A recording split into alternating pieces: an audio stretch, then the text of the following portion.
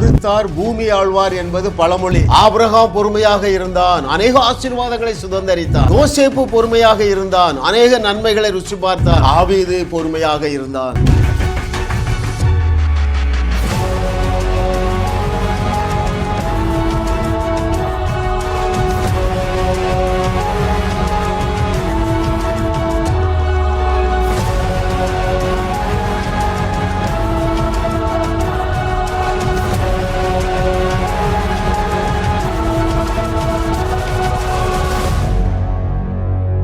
கர்த்தரை தெய்வமாக கொண்ட நாம் பாக்கியவான்கள். கர்த்தர் நமக்கு கிருபையாக தந்த 500 அவருடைய அனந்த ஞானம் என்கிற தலைப்பிலே 361வது செய்தி, சோராத பொறுமை, கிரேஸ் டு என்டியூர். மிக முக்கியமான ஒரு சத்தியத்தை ஆவியானவர் நமக்கு கற்றுத்தரப்போகிறார். நானும் உங்களோடு சேர்ந்து பயணிக்கிறேன். அவரை அறிகிற அறிவிலே நான் பெருகி கொண்டே இருக்கிறதுனால எழுதப்பட்டுள்ள எல்லா நன்மைகளும் தானாகவே என்னை வந்து சூழ்ந்து கொள்ளுகின்றன. இதுவே உங்களுடைய தலையெழுத்து என்று கர்த்தர் சொல்லுகிறார். ஆமென், ஹல்லேலூயா. பாருங்கள், இன்றைய விசுவாசிகளில் பலரும் உலகத்தாரை போல பல சிறையிருப்புகளிலே சிக்கி கொண்டிருக்கிறார்கள். ஆனால் வேதம் என்ன சொல்லுகிறது? கர்த்தரை தேடுகிறவர்களுக்கோ ஒரு நன்மையும் குறைவுபடாது என்று சொல்லுகிறது. ஆனால் எனக்கு தினந்தோறும் பல தொலைபேசிகள் வருகின்றன. அவர்கள் கர்த்தரையும் தேடுகிறாங்க, ஆனால் கர்த்தர் நல்லவர் என்று ருசி பார்க்கவில்லை. ரைட்? ஏன் தெரியுமா? இயேசு கிறிஸ்துவிடத்தில் கேட்டால் சொல்லுவார், நீங்கள் சத்தியத்தை சரியாக அறியவில்லை. தீர்க்கனாகிய ஏசாயா என்ன சொல்லுவான்? நீ சத்தியத்தை சரியாக அறியாததுனாலே சிறைப்பட்டு போய் இருக்கிறாய். ஓசியா என்ன சொல்லுவார் தெரியுமா? நீ சத்தியத்தை சரியாக அறியாததுனால சங்காரமாயிருப்பாய் என்று சொல்லுவார். இன்றைக்கு ஒரு மிக முக்கியமான சத்தியத்தை கர்த்தருடைய ஆவியானவர் நமக்கு கற்றுத்தரப்போகிற ஒரே ஒரு கேஸ் ஸ்டடி எடுப்போம் இல்லையா? ஏனென்றால் மிக பெரும்பாலான தேவனுடைய பிள்ளைகளும் பொருளாதாரத்திலே கடினமான வாழ்க்கை வாழ்ந்து கொண்டிருக்கிறார்கள். நீயோ கடன் வாங்காதிருப்பாய், அநேக தேசங்களுக்கும் கடன் கொடுப்பாய். இந்த தேவனுடைய வார்த்தை அவருடைய வாழ்க்கையிலே நிறைவேறவில்லை. ஆபிரகாமுடைய பூமி தாங்க முடியாத ஆசீர்வாதம் அவருடைய வாழ்க்கையிலே நிறைவேறவில்லை. மாறாக தலைக்கு மேலே கடன் பிரச்சனை. ஒரு உதாரணம் பாருங்களேன். ஏன் நீங்கள் கடன் பிரச்சனையில் இருக்கிறீர்கள்? ரைட்? தேவனுடைய ஒரே ஒரு பிரின்சிபலை தான் நம்ம இன்னைக்கு கற்றுக்கொள்ள போகிறோம். பொறுமை இல்லை. ரைட்? நீங்கள் ஒரு கார் வாங்கணும்னு நினைக்கிறீங்க, 10 லட்சம் ரூபா காரு. ஒன்று 10 லட்சம் ரூபாய் இருந்தால் கார் வாங்கலாம். இல்லைன்னா அதே 10 லட்சம் ரூபாய் காரு 1 வருஷம் 2 வருஷம் ஆனால் 5 லட்சம் ரூபாய்க்கு கிடைக்குது. கடனுக்கு இல்லாமல் கேஷ் கொடுத்து வாங்கலாம். ஆனால் பணம் சேரும் வரைக்கும் பொறுக்கிறது இல்லை. காரியத்தின் கடைத்தொகை என்ன? 10 லட்சம் ரூபாய் காருக்கு 6 வருஷத்தில் நீங்கள் இன்னொரு 10 லட்சம் ரூபா வட்டியாக கொடுத்து திரும்ப திரும்ப சிறை இருப்பிலே போய் மாட்டுகிறீர்கள். இதற்கு காரணம் பொறுமை இல்லை. அந்த பொறுமை இல்லாமைக்கு காரணம் விசுவாசம் இல்லை. விசுவாசம் இல்லாமைக்கு காரணம் சத்தியத்தை சரியாக அறியவில்லை. இன்றைக்கு கர்த்தருடைய ஆவியானவர் உங்களோடு தெளிவாக பேசுவாராக. பாருங்கள், ஒரு வசனத்தை வாசிப்போம். இந்த book of Hebrew chapter 6 verse 11 I shall read. எபிரேயர் 6:11 நீங்கள் அசதியாய் இராமல் வாக்குத்தத்தமான ஆசீர்வாதங்களை விசுவாசத்தினாலும் நீடிய பொறுமையினாலும் சுதந்திரித்து கொள்ளுகிறவர்களை பின்பற்றுகிறவர்களாய் இருந்தே. வாக்குத்தத்தமான ஆசீர்வாதங்களை யாராலே பெற முடியும் என்றால் விசுவாசத்தினாலும் நீடிய பொறுமையினாலும் தங்களை அர்ப்பணித்து கொண்டவர்கள். நீங்கள் விசுவாசத்திலே பெருக பெருக பெருக இது உங்களுக்கு எளிமையாகிவிடும். எது எளிமையாகிவிடும்? பொறுமையாய் இருப்பது எளிமையாகிவிடும். பிரியமானவர்களே, இதைத்தான் ஆபிரகாம் செய்தார். இதைத்தான் யோசேப்பு அனுபவித்தார். ஆபிரகாம் 25 வருஷம் காத்திருக்க வேண்டியிருந்தது. சரிங்களா? அவனுடைய பலவீனமும் உண்டு. அவசரப்பட்டு வேலைக்காரியோடு சேர்ந்துட்டான். இப்படி பல காரணங்களினாலே காலதாமதம் ஆனாலும் அவனாலே 25 ஆண்டுகள் பொறுமையை காத்து கொள்ள முடிந்ததற்கு 2 காரணங்கள் அல்ல, ஒரே ஒரு காரணம். என்ன காரணம்? விசுவாசத்தினாலே பொறுமையை பெற்றான். அப்போ நீங்க என்ன அட்ரஸ் பண்ணணும்? உங்களால பொறுமையோடு இருக்க முடியவில்லை என்றால் நீங்கள் விசுவாசத்தில் பெருகணும். யாராலே விசுவாசத்தில் பெருக முடியும்? சத்தியத்தை சரியாக போதிக்கிற பிரசங்கத்தை கேட்கணுங்க. எத்தனை பேர் புரியுதுங்க? ரைட். ஆபிரகாமை குறித்து இன்னும் கொஞ்சம் வாசிப்போமா? The book of Romans chapter 4 verses 18. உன் சந்ததி இவ்வளவா இருக்கும் என்று சொல்லப்பட்டபடியே தான் அநேக ஜாதிகளுக்கு தகப்பனாவதை நம்புவதற்கு ஏதுவில்லாதிருந்தும் அதை நம்பிக்கையோடு விசுவாசித்தான். 19. அவன் விசுவாசத்திலே பலவீனமாய் இருக்கவில்லை. அவன் ஏறக்குறைய 100 வயதுள்ளவனாய் இருக்கும்போது தன் சரீரம் செத்து போனதையும் சாராளுடைய கர்ப்பம் செத்து போனதையும் எண்ணாதிருந்தான். இதெல்லாம் எப்படி சாத்தியமாயிட்டுங்க? விசுவாசம் உங்களுக்கு என்ன தரும்? பொறுமையை தரும். இன்னொரு காரியத்தை நான் சேர்த்து சொல்லுகிறேன். நீங்கள் சத்தியத்தை சரியாக அறிந்து கொள்ளுகிற நபராக இருந்தால் அந்த விசுவாசத்தோடு கூட உங்களுக்கு ஒரு ரெஸ்ட் உண்டு, இளைப்பாறுதல் உண்டு, பொறுமை உண்டு, இன்னும் சொல்ல போனால் ஜாய் உண்டு. எத்தனை பேர் புரியுதுங்க? என்னுடைய செய்தியை நீங்கள் குறைந்தது 1/2 hour செய்தி, ஒரு 50 செய்தி கேட்டிருந்தா தான் இந்த லாங்குவேஜே புரியும். அது எப்படியா? விசுவாசம் இருந்தால் எப்படி பொறுமை வரும்? விசுவாசத்தோடு இருந்தால் எப்படி போர் அடிக்காது? ஐயா, போர் அடிக்கிறதுக்குமே விசுவாசத்துக்கு சம்மந்தமே கிடையாதுங்க. எத்தனை ஆண்டுகள் ஆனாலும் சரி உங்களாலே பொறுமையை காத்து கொள்ள முடியும். நீங்கள் செய்ய வேண்டியது என்ன? சத்தியத்தை சரியாக அறிந்து விசுவாசத்திலே நீங்கள் உறுதியாக இருக்க வேண்டும். அது சாத்தியம். சாத்தியம் இல்லாத எல்லாவற்றையும் அவர் சிலுவையிலே செய்து முடித்து விட்டார். அருமையானவர்களே, நமக்கு எது சாத்தியம் அல்ல? இயேசு கிறிஸ்துவை போல கேவலம் அடிபட்டு நொந்து நூலாகி எலும்பு எல்லாம் காயங்களாகி, அது கஷ்டம். ஆனால் கஷ்டமான எல்லாவற்றையும் சிலுவையில் அவர் செய்து முடித்து விட்டார். இனி உங்க வாழ்க்கையில கஷ்டம் இல்லை. அப்படி என்றால் என்ன பொருள்? நீங்கள் சத்தியத்தை சரியாக அறிந்து கொண்டே வருகிற நபராக இருந்தால் உங்கள் விசுவாசம் நாளுக்கு நாள் விருத்தி அடையும். அந்த பாதை நெய்யாய் பொழியும், களி கூறுகிற வாழ்க்கையாக இருக்கும். பொறுமை தானாகவே உங்களை தேடி வரும். நீங்க அநேக தோல்வியில இருக்கிறீங்க. ஏன் தெரியுமா? நீங்க பொறுமை இல்லாததுனால மோசமான விளைவுகளை சந்திக்கிறீங்க.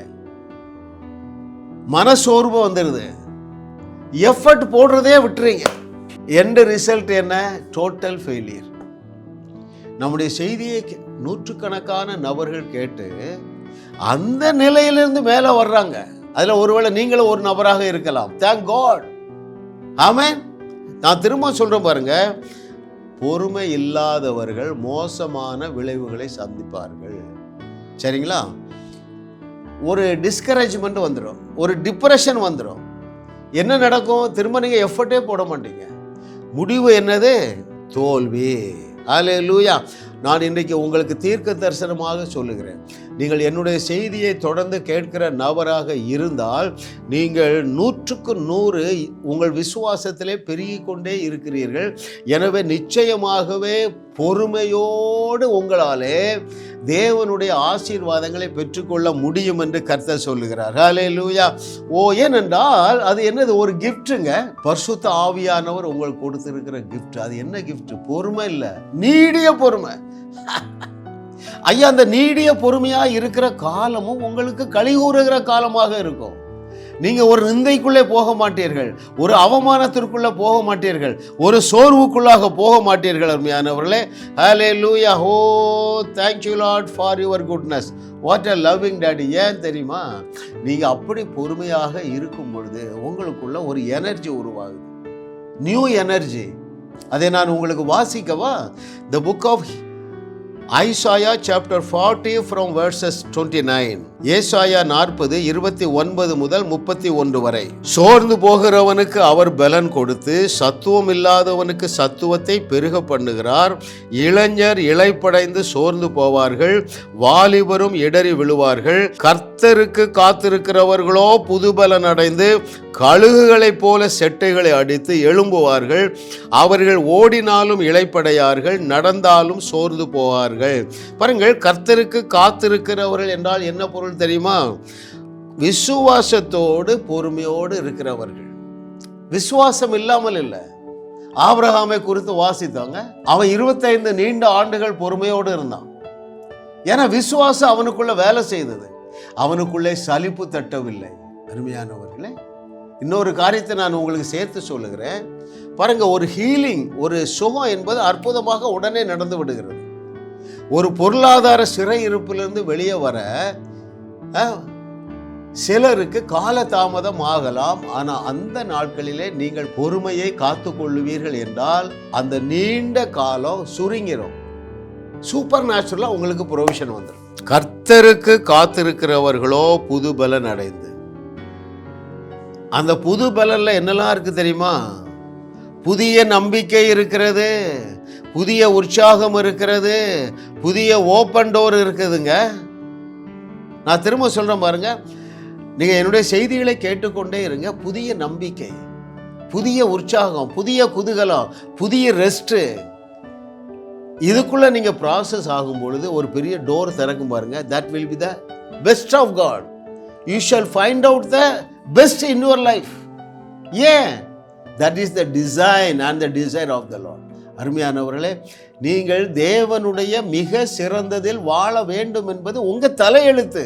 லிவிங் இன் காட்ஸ் பெஸ்ட், மிக சிறந்ததில் வாழுவது. தேவனுடைய மிக சிறந்ததில் வாழுகிறவர்கள் உபத்திரவ காலத்திலே பொறுமையாக இருப்பார்கள். அதிலே அவர்கள் சலிப்படைய மாட்டார்கள். நீங்கள் சலிப்படைந்து சோர்ந்து போவீர்கள் என்றால் அந்த டிலே எக்ஸ்டெண்ட் ஆகிடும். Alleluia. Oh what a loving daddy. Amen. அதே ஆபிரகாமுடைய 4வது தலைமுறை யாரு? 4வதா 3வதா? யோசேப்பு. அவன் பொறுமையா இருக்கிறான். ஆபிரகாமுக்கு தேவனுடைய வார்த்தை வந்தது, அவன் பொறுமையாக இருந்தான் 25 ஆண்டுகள். உங்களுக்கு ஒரு குட் நியூஸ் சொல்கிறேன். ஆபிரகாம் 175 வருஷம் வாழ்ந்தான். அதனால் 25 வருஷம் காத்திருக்க வேண்டியது இருந்தது. நாம் எல்லாரும் 120 ஆண்டுகள் தான் வாழ போகிறோம். எனவே 25 வருஷம்லாம் நீங்கள் காத்திருக்க வேண்டாங்க. ஒரு சில ஆண்டுகள் பாருங்கள், அநேக நன்மைகளை நீங்கள் பெற்றுக்கொண்டே தான் இருப்பீர்கள். காத்திருக்க காலத்தில் ரெஸ்ட்டில் இருப்பீங்க, ஜாயில் இருப்பீங்க, பீஸில் இருப்பீங்க. அதில் நீங்கள் வரும்பொழுது சீக்கிரத்தில் அந்த டெஸ்டினியை அடைந்து விடுவீர்கள். எபிரேயர் 10:36. The book of Hebrew chapter 10 verse 36 I shall read. நீங்கள் தேவனுடைய சித்தத்தின்படி செய்து வாக்குத்தத்தம் பண்ணப்பட்டதை பெறும்படிக்கு பொறுமை உங்களுக்கு வேண்டியதா இருக்கிறது. எத்தனை வசனத்தில் பார்க்கிறோம் பாருங்க. பொறுமை உங்களுக்கு வேண்டியதா இருக்கிறது. இப்போ நான் உங்களிடத்துல ஒரு கேள்வி கேட்பேன். யாராலே பொறுத்திருக்க முடியும்? விசுவாசிக்கிறவர்களாலே. ஆபிரகாம் பொறுத்திருந்தான், யோசேப்பு பொறுத்திருந்தான், தாவீது பொறுத்திருந்தான், இங்கே நம்முடைய பவுல்லாம் பொறுத்திருந்தாங்க. ஏன்? அவர்கள் விசுவாசத்தில் விருத்தி அடைந்திருந்தார்கள். யாராலே விசுவாசத்தில் விருத்தி அடைய முடியும்? சத்தியத்தை சரியாக அறிகிறவராலே. கர்த்தர் உங்களுக்கு அப்படிப்பட்ட கிருபையை தந்து கொண்டே இருக்கிறேன் என்று கர்த்தர் சொல்லுகிறார். அருமையானவர்களே, ஆமென் ஆமென். நான் திரும்ப சொல்றேன், ஒரு ஹீலிங் அற்புதமாக இன்ஸ்டன்டேனியஸாக நடந்துடலாம், ரைட்? ஆனால் சில காரியங்களை நீங்கள் அடைவதற்கு நீங்கள் பொறுமையோடு காத்திருக்க முடியும். என்னுடைய வியூவர்ஸ் அத்தனை பேரும் நீங்கள் அப்படி இருப்பீர்கள் என்று கர்த்தர் சொல்லுகிறார். யோசேப்பை குறித்து உங்களுக்கு ஒரு வசனம் வாசிக்கிறேன். The book of Genesis chapter 39 verse 22. ஆதியாகமம் 39:22 சிறைச்சாலை தலைவன் சிறைச்சாலையில் வைக்கப்பட்ட யாவரையும் யோசேப்பின் கையிலே ஒப்புவித்தான். அங்கே அவர்கள் செய்வது எல்லாவற்றையும் யோசேப்பு பொறுமையாக செய்கிறாங்க. பெரிய தரிசனம், பெரிய கனவு இருக்கு ஐயா. சிறைச்சாலைக்குள்ளேயும் அவனாலே பொறுமையோடு இருக்க முடிந்தது, குழியிலேயும் பொறுமையா இருக்க முடிந்ததுங்க. ஏன்? அவனுக்கு தெரியும் டெஸ்டினி. கர்த்தர் ஒரு பெரிய திட்டத்தை வைத்திருக்கிறார் என்கிற அறிவு அவனுக்கு எதை கொடுத்தது? விசுவாசத்தை கொடுத்தது. அந்த விசுவாசம் எதை கொடுத்தது? பொறுமையை கொடுத்தது. எல்லாமே எதில் ஆரம்பிக்கிறது? அவரை அறிகிற அறிவு தாங்க ஆரம்பம். அதனால தான் பவுல் சொல்றார், அவரை அறிகிற அறிவு மேன்மையானது. அந்த மேன்மையான ஆசீர்வாதங்களை நான் பெற்றுக்கொள்ளத்தக்கதாக என் வாழ்க்கையில் நான் சந்திக்கிற எல்லாமே 2ஆம் தரம் 3ஆம் தரமானது, நஷ்டம், குப்பை. அவரை அறிகிற அறிவிலே அவ்வளவு சாட்டிஸ்ஃபேக்ஷன் இருக்கு. அவரை அறிகிற அறிவிலே அவ்வளவு திருப்தி இருக்கு, இளைப்பாறுதல் இருக்கு, சமாதானம் இருக்கு, பொறுமை இருக்கு. குதூகலம் இருக்கு, கொண்டாட்டம் இருக்கு, ஆரோக்கியம் இருக்கிறது, ஐஸ்வர்யம் இருக்கிறது. அருமையானவர்கள், ஒரு தம்பி என்னோட ஃபோன் பண்ணான். ஐயா, உங்கள் செய்தி இப்போதான் கேட்குறேன் ஐயா, எங்கள் அப்பா போன வருஷம் இறந்து போயிட்டாங்க. உங்கள் செய்தியை கேட்ட பிறகு எனக்கு ரொம்ப நம்பிக்கை வந்துட்டியா, எப்படியாவது எங்கள் அப்பாவை எழுப்பிடலாம். அம்மாவும் அழுதுகிட்டே இருக்காங்க, நானும் அழுதுகிட்டே இருக்கேன். எங்கள் அப்பா மட்டும் எங்களுக்கு வந்துட்டா போதும். நான் ஒன்றும் சொல்லலை, தம்பி ஆ செய்தியை கேளு. 100 செய்தியை கேட்டான். அவங்க அப்பா உயிரோடு எழுந்து வீட்டுக்கு வருகிறத விட பெரிய சமாதானம் வந்துட்டு, பெரிய சந்தோஷம் வந்துட்டு, பெரிய பொறுமை வந்துட்டு, பெரிய இளைப்பாறுதல் வந்து விட்டது. எதனால? சத்தியத்தை சரியாக அறிவீர்கள் என்றால் விசுவாசத்தில் பெருகுவீர்கள். சமாதானமும் இளைப்பாறுதலும் பொறுமையும் உங்களை தேடி வரும். அப்போ கர்த்தருக்கு காத்திருக்கிறது புதிய பலனை கொண்டு வரும் என்றால், அந்த காத்திருக்கிற நேரத்தில், நீங்கள் பொறுமையோடு இருக்கிற நேரத்தில் என்ன செய்யுங்க? என்னுடைய செய்திகளை கேளுங்கள், இந்த புஸ்தகங்களை வாசிங்க, நீங்களும் வாழுவீர்கள், வையகத்தையும் வாழ வைப்பீர்கள். எனக்கு மிகவும் பிரியமானவர்களே, ஆமென். புதிய ஏற்பாட்டில் ஒரு காரியத்தை பார்க்க போகிறோம். பழைய ஏற்பாட்டில் யோசேப்பை பார்த்து எல்லா சூழ்நிலையிலும் பொறுமையாக இருக்க முடியும். குழியில் தள்ளி போடப்பட்ட போதும், அநியாயமாக போடப்பட்ட பொழுதும் சமாதானமாக இருக்கிறான், பொறுமையாக இருக்கிறான். சிறைச்சாலைகளை போனாலும் பொறுமையாக இருக்கிறான். ரைட். இந்த பவுல் பாருங்க, எவ்வளவு ஒரு நிதானம், எவ்வளவு ஒரு பொறுமை இருந்தால், காயங்களோடு தூக்கி சிறைச்சாலைக்குள்ளே போட்டாலும் அவன் என்ன சொல்கிறான்? சந்தோஷமாக இருங்கப்பா, கர்த்தருக்குள் சந்தோஷமாக இருங்க. சந்தோஷமாக இருக்கும்போது நான் திரும்ப திரும்ப சொல்கிறேங்கிறான் பாருங்க. பிலிப்பியர்ஸ் 4:4, பிலிப்பியர் 4:4, கர்த்தருக்குள் எப்பொழுதும் சந்தோஷமாக இருங்கள், சந்தோஷமாக இருங்கள் என்று மறுபடியும் சொல்லுகிறேன். பாருங்க, சிறைச்சாலைக்குள்ளே இருந்து இந்த நிருபங்கள் எல்லாம் எழுதுகிறான். அப்போ எவ்வளவு பொறுமையோடு இருந்தார் பாருங்கள். உங்களுக்கு என்ன அட்வைஸ் பண்ணுறாரு? ஏம்மா, நான் 1000 சிறை இருப்பில் இருக்கேன்னு நினைக்கிறேன். ஐயா, கடங்காரங்க தொல்லை, வீட்டில் ஒரே பிரச்சனை, புருஷன் ஒன்றும் கவனிக்கலை. பவுலை விட நீங்கள் ரொம்ப ரிஸ்கான இடத்துல இல்லை. சாத்ராக், மேஷாக், ஆபேத்து, நேகோவை விட, வேறு யாரை விட, தானியேலை விட அந்த டேஞ்சரஸ் சிச்சுவேஷன்லாம் நீங்கள் இல்லைங்க. ஆனால் அவன் சொல்கிறான், சந்தோஷமாக இருங்கப்பா, ஜாலியாக இருங்க. Amen. It is feasible dearly beloved. அது முக்கியம். அது முடியாதது ஒன்றை தேவன் உங்களிடத்தில் சொல்ல மாட்டார். இந்த ஸ்டேட்மெண்ட்டை நான் அடிக்கடி சொல்ல விரும்புகிறேன். முடியாத ஒன்றை வேத வசனம் உங்களிடத்தில் எதிர்பார்க்காது.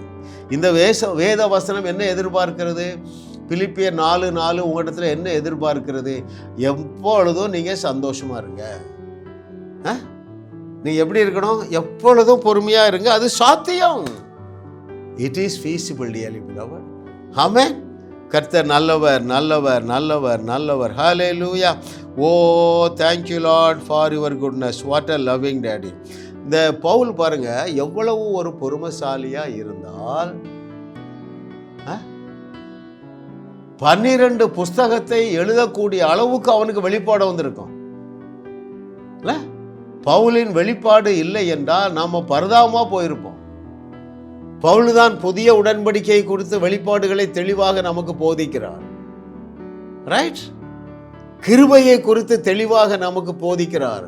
தேவ நீதியை பற்றி தெளிவாக நமக்கு போதிக்கிற காரணம் பொறுமையோடு இருக்கிற. கப்பல் சேதமாக இருந்தாலும் சரி, சிறைச்சாலைக்குள்ளே தூக்கி போட்டாலும் சரி, எப்பொழுதும் ஒரு பொறுமை.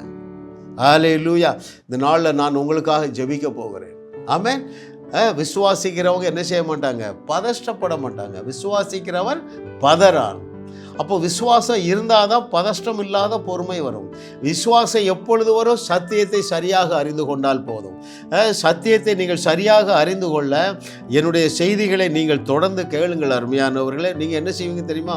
பவுல் செய்ததையே செய்வீர்கள், அதை விட பெரிய அற்புதங்களை செய்வீர்கள் என்று நான் சொல்லலை. இயேசு கிறிஸ்து செய்தவைகளை செய்வீர்கள், அதைவிட பெரிய அற்புதங்களை செய்வீர்கள். இவைகள் எல்லாவற்றிலும் மத்தியிலும் நீங்கள் ஹாயாக இருப்பீங்க, பொறுமையாக இருப்பீங்க. ஆமென். அப்படிப்பட்ட ஒரு உன்னதமான நிலைக்கு அருமையானவர்களே நான் உங்களை அழைக்கிறேன். சரிங்களா? கடைசியாக நான் ஒன்றை சொல்றேன். கிறிஸ்தவ பயணம் வேகமாக ஓடுகிற ஒரு ஓட்டப்பந்தயம் அல்ல, மாறாக மெதுவான பொறுமையான நெடுந்தூர பயணம். நான் திரும்ப சொல்லட்டுமா? குடுகுடுன்னு ஓடி போய் ஒரு சேர்ற இடம் இல்லை. நீங்கள் என்னைக்கு தேவனால் தெரிந்து கொள்ளப்பட்டு ரட்சிக்கப்பட்டு இருக்கிறீர்களோ அந்த நாளிலிருந்து கல்லறைக்கு போகிற வரைக்கும் அது ஒரு நீண்ட பயணம். நீங்கள் சத்தியத்தை சரியாக அறிந்து கொண்டே வருவீர்கள் என்றால் உங்கள் விசுவாசம் பெருகி கொண்டே இருக்கும். சலிப்பு என்பது கிடையாது, சோர்வு என்பது கிடையாது, பயம் என்பது கிடையாது, போரிங் என்பது கிடையாது. அப்படின்னா என்ன பொருள்? கிறிஸ்தவ வாழ்க்கையே போர் அடிக்குது. Never never never at all dearly beloved. such an awesome God we have. அந்த உற்சாகத்துக்கு பேர் என்ன? ரட்சிப்பின் சந்தோஷம். நீ என்னைக்கு ரட்சிக்கப்பட்டீங்களோ, ரட்சிக்கப்பட்ட புதுசுல ஒரு சந்தோஷம் இருந்தது பாருங்க, ஒரு பரவசம் இருந்தது பாருங்க, இனிஷியல் இன்ட்ரெஸ்ட். நீங்க தவறான போதனைகளை கேட்டு மழுங்கிட்டீங்க, அந்த சந்தோஷமே இல்லை, ரட்சிப்பின் சந்தோஷமே இல்லை, ரட்சிப்பின் பரவசமே இல்லை. எத்தனை பேருக்கு புரியுது? நேற்று ஒருத்தர் கூப்பிடுறாரு, பிரதர் நான் 30 வருஷம் விசுவாசி பிரதர், உங்கள் செய்தியை 2 வாரமாக கேட்குறேன், எனக்குள்ள இல்லாத ஒரு குதூகலம் வருது, எனக்குள்ள இல்லாத ஒரு பொறுமை வருது, எனக்குள்ள இல்லாத ஒரு விசுவாசம் வருது. பிரதர் 30 வருஷம் வேஸ்டா போச்சு பிரதர் அப்படிங்கிறார். அந்த இனிஷியல் இன்ட்ரெஸ்டை நீங்கள் காத்து கொள்ளுவீர்கள் என்றால் உங்கள் பொறுமை நீடிய பொறுமையாக இருக்கும். ஆவியின் கனியிலே முக்கியமான ஒரு கனியாகிய நீடிய பொறுமையை பெற்றுக்கொள்ளுவது எளிது அருமையானவர்களே. அந்த பொறுமையான பயணம் ஓடி போகிறதா இல்லாமல் இருக்கலாம், ஆனால் நிச்சயமாகவே அந்த பாதையெல்லாம் நெய்யாய் பொழியும். அப்படி என்றால் என்ன பொருள்? உங்கள் வாழ்க்கையில சோர்வு இருக்காது, உங்கள் வாழ்க்கையிலே நிந்தை இருக்காது, பயம் இருக்காது. எம்ப்ரேசிங்காக ஃபீல் பண்ண, ஐயோ இப்படி ஆயிருமா? Never, not at all. எந்த மனுஷனையும் பிரகாசிக்க பண்ணுகிற மெய்யான ஒளியாகிய தேவனுடைய வார்த்தையை நான் போதித்து கொண்டே இருப்பேன், இன்னமும் போதிப்பேன். நீங்களும் வாழுவீர்கள், வையகத்தையும் வாழ வைப்பீர்கள். அப்படியே பெற்றுக்கொள்ளுங்கள். பிதாவே உமக்கு நன்றி அப்பா, என்னுடைய பிள்ளைகள் கர்த்தாவே. ஓ தேங்க்யூ மாஸ்டர். ஓ இந்த தேவ ரகமான நீடிய பொறுமையில் என்னுடைய பிள்ளைகள் சிறந்து விளங்குவார்களாக. அந்த பயணத்திலே சோர்வு கிடையாது, அந்த பயணத்திலே தொய்வு கிடையாது. ஒருவேளை பயணம் நீளமாக இருந்தாலும் அதனுடைய டெஸ்டினி பெஸ்ட்டாக இருக்க போகிறதற்காக உமக்கு நன்றி. இதை குறித்த இவர்களுக்கு ஒரு தெளிந்த புத்தி உண்டாகட்டும். எந்த சூழ்நிலையிலும் என்னுடைய பிள்ளைகள் பதஷ்டப்பட மாட்டார்கள். பிசாசு என்னுடைய பிள்ளைகளை தொட முடியாது. இவர்கள் சத்தியத்தை சரியாக அறிகிறார்கள். விசுவாச வீரனாக வீராங்கனையாக உயர்ந்து கொண்டே இருக்கிறார்கள். இவர்கள் நீடிய பொறுமைசாலியாக, யோசேப்பை விட பொறுமைசாலியாக இருந்து தேசத்தை ஆண்டு கொள்ளத்தக்கதாக இயற்கைக்கு அப்பாற்பட்ட ஒரு ப்ரமோஷனை நான் இவர்களுக்காக கட்டவிழ்க்கிறேன். தேவரீர் அப்படியே என்னுடைய பிள்ளைகளை ஆசீர்வதித்து உயர்த்தி உம்முடைய நாமத்தை நீர் மகிமைப்படுத்த போறதற்காக நன்றி. இயேசுவின் நாமத்தில் பிதாவே, ஆமென். ஜாஸ் மினிஸ்ட்ரிஸ் செய்திகள் மூலமாக நீங்கள் ஆசீர்வதிக்கப்பட்டிருக்கிறீர்கள். நீங்கள் இந்த ஊழியத்தோடு கைகோர்க்கும்படியாக உங்களை அழைக்கிறோம். நீங்கள் காணிக்கை விதைக்கக்கூடிய நல்ல நிலமாக ஜாஸ் மினிஸ்ட்ரிஸ் இருக்கிறது. விசுவாசத்தோடு உற்சாகமாக பெருக விதையுங்கள். தேவன் உங்களை 1000 மடங்கு பெருக செய்வார். வாரந்தோறும் சென்னை முகப்பேரில் நடைபெறும் கிங்ஸ் அண்ட் குயின்ஸ் அசெம்பிளி ஞாயிறு ஆராதனைக்கு அன்புடன் அழைக்கிறோம். சத்தியத்தை சரியாக அறிந்து வெற்றி வாழ்க்கை வாழுவீர்கள். சென்னையில் உள்ள உங்கள் நண்பர்கள் உறவினர்களையும் 3 மாதங்கள் தொடர்ந்து வரும்படியாக உற்சாகப்படுத்துங்கள். முற்றிலும் ஜெயமான வாழ்க்கை வாழுவார்கள். உங்களையும் வாழ வைத்து உங்கள் மூலம் உலகத்தையும் வாழ வைக்கவே தேவன் எங்களை கிருபையாக அழைத்துள்ளார். விடுதலை பெறவும் சுகத்தை அனுபவிக்கவும் தொலைபேசியில் எங்களோடு தொடர்பு கொள்ளுங்கள். ஜாஸ் மினிஸ்ட்ரிஸ் யூடியூப் சேனலில் தொடர்ந்து செய்திகளை கேளுங்கள். சப்ஸ்கிரைப் செய்யுங்கள். வீடியோக்களை லைக் செய்து பலரோடும் பகிர்ந்து கொள்ளுங்கள். அவர்களும் ஆசீர்வதிக்கப்படட்டும்.